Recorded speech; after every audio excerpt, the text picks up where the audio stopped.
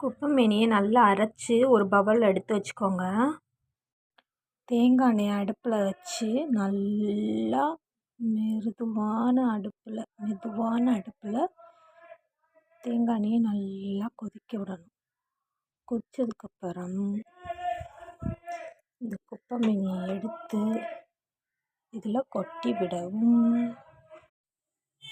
இந்த மாதிரி நல்லா கொட்டிட்டு அதில் கொஞ்சோண்டு உப்பு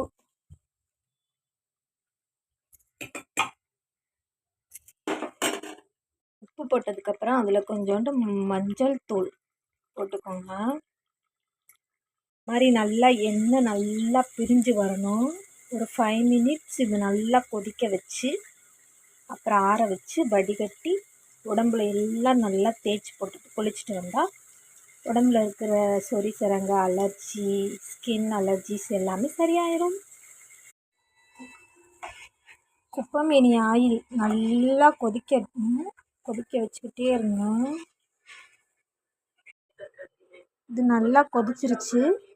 இதை நல்லா ஆற வச்சு இந்த ஆயிலை எங்கெங்கெல்லாம் அலர்ஜி இருக்கோ, படர்தாமரை இதெல்லாம் எங்கெங்கே இருக்கோ அங்கே நல்லா தடவிட்டு வாங்க, சரியாயிடும்.